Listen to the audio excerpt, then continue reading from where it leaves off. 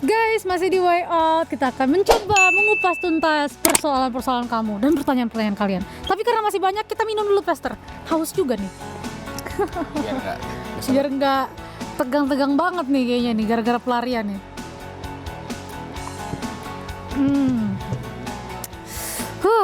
Lanjut ya, Pastor ya. Siap. Pastor, boleh nggak sih kalau lagi stres pelarian ke drama Korea dan juga main game online? Ya, asal semua dalam koridor yang cukup sih. Ya. Kalau Sesuatu yang orang berlebihan nonton itu nggak baik. Kalau itu nggak, itu oke sih. Oke. Drama Korea oke, game online juga oke. Yang nggak oke itu adalah Kalau berlebihannya. berlebihan. Dan dua-duanya punya potensi untuk Kecanduan. ya berlebihan kan. Ya, tapi kalau misalnya kamu nonton drama Korea nggak mandi, nggak gosok gigi, nggak keluar, habis itu tiba-tiba ngomong sama ini baper sendiri, terus tiba-tiba memandangi jendela hujan-hujan, terus melo sendiri. Terus kecewa sama orang karena kecewa sama pacar kamu atau apa karena nggak sesuai sama drama Korea. Terus menghayati kesedihannya. Gitu. Kok hidup gue nggak kayak yang ada di ini gitu kan? Ya mungkin ganti film action abis itu. Pokoknya intinya harus punya kontrol ya, Pastor ya. It's okay kalau kita mau nonton Korea, main game online. Tapi game itu game itu kan awalnya mungkin untuk digunakan orang untuk membunuh waktu. Tapi game sekarang tuh nggak kayak di game dulu, makanya nggak ada yang kecanduan main congklak. Aduh, anak saya kok kecanduan gundu ya Pak Pendeta, nggak mungkin. Ya kan. Tapi kalau kita lihat game sekarang bukan untuk bunuh waktu, dan memang game itu didesain untuk orang bisa edit gitu. Makanya kontrol diri, tapi itu jadi sangat penting sebelum memulai. Tapi itu bukan sesuatu negatif. Jadi sebelum mulai kamu batasin dulu nih, ini cuma buat killing time dari jam 8 sampai jam 9 misalnya gitu ya. Selektif juga Koreanya. Jadi yang jangan sampai tadi Pastor bilang lupa mandi, lupa gosok gigi, nggak keluar rumah ya kan. Jangan juga semuanya yang 18++. Ya itu bisa ngerusak otak tuh nanti tuh. Oke, lanjut kita masuk ke pertanyaan berikutnya. Kak, saya seorang ekstrovert, di mana saat saya sendiri ngerasa gelisah dan saya sering menghubungi teman-teman saya sampai mereka ada yang merasa terganggu. Menurut kakak, hal yang saya lakukan itu betul atau tidak? Ya, pertama kondisi itu oke lah, nggak apa-apa.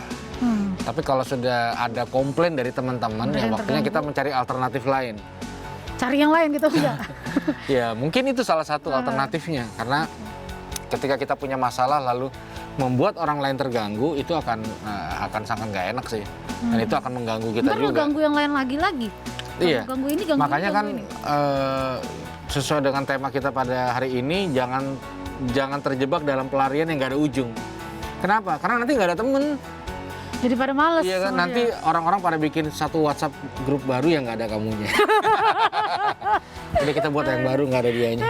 Kok sepi ya tiba-tiba? Ya iyalah, udah banyak grup-grup baru yang tidak ada andanya gitu. Iya. Boleh sih guys curhat, cuman lihat-lihat waktu ya kan, lihat-lihat tempat. Mungkin kalau dia lagi sibuk juga ya jangan lagi pacaran ya angkat dong, lu nggak angkat sih. Kalau bisa ada waktu buat pacaran tapi gua nggak ada, wah itu posesif. Posesif ya. Semua pokoknya intinya jangan berlebihan ya Pastor ya. Oke. Lanjut. Halo Kak Marji, Kak Pastor. Selama ini aku kalau pelarian selalu mengarah ke yang negatif. Coba dong contoh pelarian positif yang bisa aku lakukan.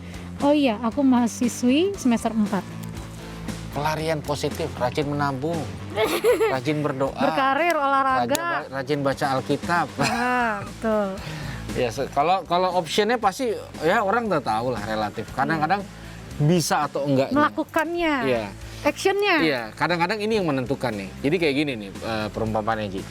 Kayak di dalam kita ada dua anjing hitam dan putih.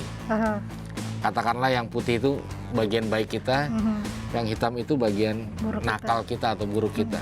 Nah, kalau dua anjing ini berantem, yang menang yang mana? Yang paling sering kita kasih makan. Oh, yang paling kuat ya. Iya, yang menang pasti. Kalau kita nggak pernah kasih makan manusia baik kita, manusia rohani kita, maka ketika kita membutuhkan pelarian, genrenya akan muncul ke yang negatif. Meskipun dia tahu, gitu. Nah makanya ketika dia sering kasih makan sebelum kejadian krisis yang membutuhkan pelarian, maka dia akan tetap dalam koridor yang tepat gitu. Misalnya di olahraga gitu, atau dia mengupgrade diri, atau dia ikut program baca Alkitab sehari habis gitu misalnya, atau ikut apa gitu. Jadi ininya banyak gitu. Nggak melebarnya sebenarnya itu sangat ditentukan lewat apa yang dikonsumsi setiap hari. Jadi untuk menentukan mana positif ya, apa yang kita konsumsi ya Pastor ya. Jadi kalau kita mau larinya ke hal-hal yang positif ya perbanyak aja dengerin firman. Iya, dan ini tidak tergantung lewat semester berapa. Karena dia kan bilang nih semester 4, jadi mau semester 1 dan ini juga, cuma jangan kelamaan ya, itu kan nama masalah baru ya. Kalau nggak lulus-lulus kan masalah baru. Iya, benar. Semangat, pasti bisa. Bagus sih kalau kamu udah punya tujuan pengen ke positif ya. Itu udah langkah awal yang bagus. Next, dear way out, aku malas banget ibadah, apalagi selama pandemik ibadah dilaksanakan secara online, jadi kurang terasa feel-nya, kurang bassnya ya. Aku lebih memilih hangout bareng teman-teman. Gimana tuh Pastor? Ya ini banyak terjadi sih. Banyak sih. Memang sulit sih ya kan. Ibadah online tuh selalu jadi dilematis dari awal. Kalau kita punya smart TV, lumayan ngebantu, meskipun nggak ngebantu banget. Kenapa? Layarnya gede, teksnya jelas, bassnya nendang, flow acaranya jelas ya kan. Oh lagi pujian penyembahan nih, oh lagi suruh duduk ya kan. Nah sekarang masalah kalau kita pakai handphone yang kecil, lalu keluarga kita berdelapan, maka itu akan sulit. Kita lagi duduk apa suruh berdiri nih? Duduk coba. Kalau bisa diulang lagi kan ulang lagi. Nah, cuman ngikut-ngikut yang di samping diri. Iya. Dan itu makanya masa pandemik adalah masa di mana keadaan menunjukkan sesungguhnya kita malas apa enggak. Bener-bener nyari Tuhan atau enggak? Yeah. Pertanyaannya, apakah kita setelah onsite tiba-tiba jadi semangat dan tidak kepengen hangout sama orang lain? Belum tentu juga kan. Gitu. Jadi makanya kita berkata jangan menjauh dari pertemuan ibadah. Maka ibadah sejatinya bukan di ibadah online. Itu adalah sebuah selebrasi mingguan. Hubungan kita ke Tuhan. Betul. Gitu. Nah, supaya kita membangun hubungan kita setiap hari, bukan berdasarkan instrumen yang ada. Betul, setuju Pak. Gitu. Tapi memang dengan instrumen hati kita ke Tuhan. Dan itu lebih pure dan lebih organik. Dan lebih dapat feel-nya sih kalau misalnya kita memang tujuannya beribadah itu untuk mendengarkan firman Tuhan.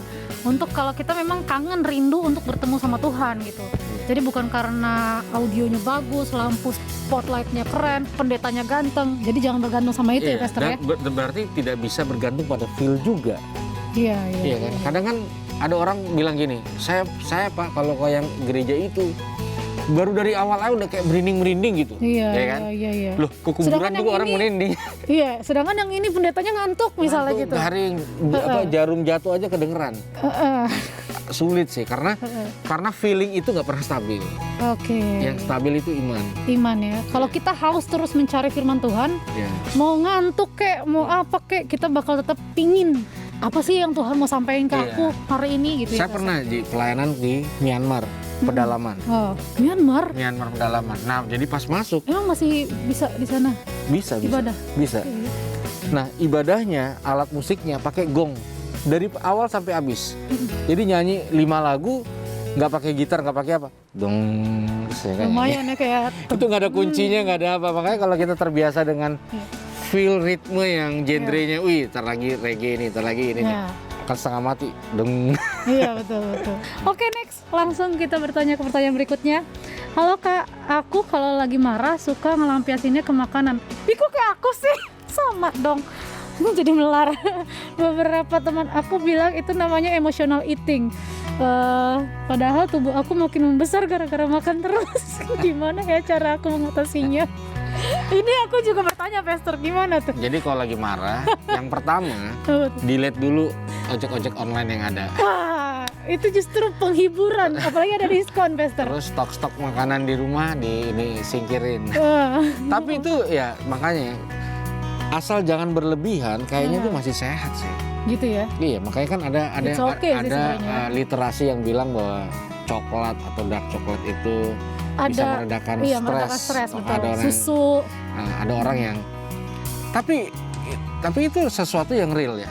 Mm-mm. Ya, jadi jangan dianggap itu sesuatu yang negatif. Istri saya aja kadang bilang gini kok, laki gua kalau lapar rese, emang iya, gitu kan. Jadi memang perlu terbuka hati terbuka. Iya, Itu itu dia. sinkron itu Pastor. Perlu terbuka hati terbuka. Sama Jadi, aku juga gitu. Iya, jadi itu ya tinggal kita jaga aja, gitu.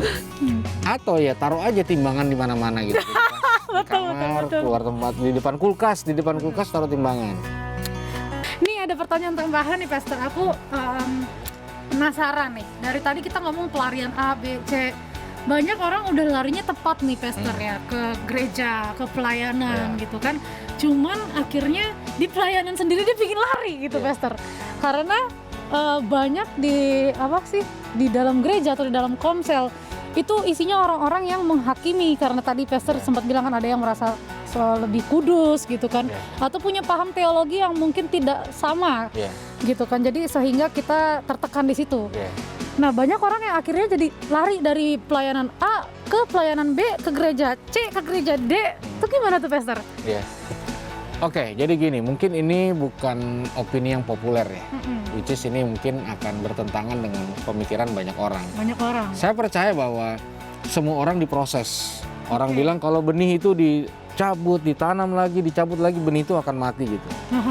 Tapi kehidupan bertuhan sangat membutuhkan keseimbangan antara roh, jiwa, dan tubuh. Nah kadang banyak orang rohaninya 9, tapi kejiwaannya 2 gitu. Pas pulang ke rumah, orang tuanya bilang, kok muka lu cembetut gitu, dari mana sih? Dari gereja. Hah?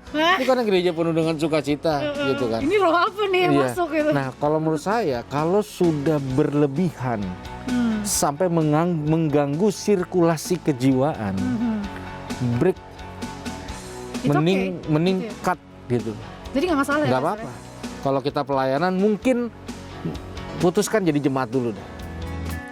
Kalau jemaat juga masih toksik, ambil waktu dulu lah paling enggak. Nggak perlu langsung berjemaat di mana-mana. Karena sebenarnya pelayanan sejati itu tadi Pastor bilang ya, langsung direct ke Tuhan sebenarnya. Iya. Ya kan? Iya. Jadi nggak salah juga sebenarnya. Sebenarnya itu bukan hal yang salah, karena gimana kita mau membetulkan orang lain dalam pelayanan, sedangkan kita sendiri penuh dengan luka. Iya. Nah kita perlu ambil waktu, dan ini penting, tidak bisa berbarengan pemulihan dan pelayanan. Kita berharap kita terluka, akhirnya pelayanan semakin melukai, dan kita berharap kita sembuh dari pelayanan ini sendiri. Itu kan tidak masuk akal. Iya. Cuma kadang-kadang tidak populer. Masa lu berhenti? Iya. Gitu. Kayak dikutu loncat orang ngomongnya gitu.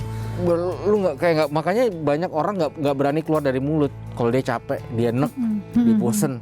Apa kata orang? Jadi dia diem aja sampai boom meledak sendiri. Daripada meledak, mending ambil langkah-langkah pencegahan. Betul, setuju. Minta izin aja berhenti pelayanan dulu, berhenti beraktivitas secara rohani dulu, lalu fokus kepada sebuah pemulihan. Betul. Kalau tetap tidak diizinkan dan tetap dipaksa, ya cut aja dulu. Iya. Dan menurut aku Pastor, kalau pelayanan sejati atau ibadah sejati itu dimana kita akan terus mencari kebenaran ya Pastor. Tidak mutlak kebenaran itu cuma di satu tempat itu gitu. Jadi kebenaran itu ya kita harus semakin cari mana yang menurut firman Tuhan itu paling benar ya Pastor. Oke guys, jadi kita udah jawab pertanyaan-pertanyaan kalian. Sekarang aku pingin minta kesimpulan dari Pastor nih Pastor. Gimana nih tentang pelarian? Gimana caranya supaya kita terus bisa lari ke tempat yang positif? Oke, jadi ketika Sakeus ingin mendapatkan sebuah solusi dari krisis yang ada, dia naik ke atas pohon dan dia berharap dia mengalami mujizat di atas pohon, dan dia berjumpa dengan Yesus. Lalu Yesus berkata, turun, aku mau makan di rumahmu. Rumah selalu menjadi tempat di mana dimulainya sebuah kehidupan dan juga penyelesaian dari begitu banyak pelarian. Kayak baju yang saya pakai. Iya, di rumah. Dimulai dari rumah.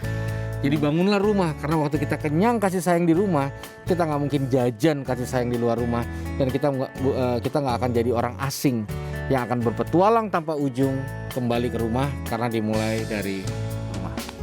Wow, luar biasa statementnya. Oke guys, semoga ini bisa menginspirasi kita semua ya, karena kita tahu lah ya, emang masalah nggak gampang, tapi kalau bersama Tuhan pasti bisa. Buat teman-teman semuanya, saksikan Way Out terus, masih bersama saya Marji dan juga Giri Pati Nasarani. wah, saksikan Way Out, sampai jumpa di lain waktu. God bless you.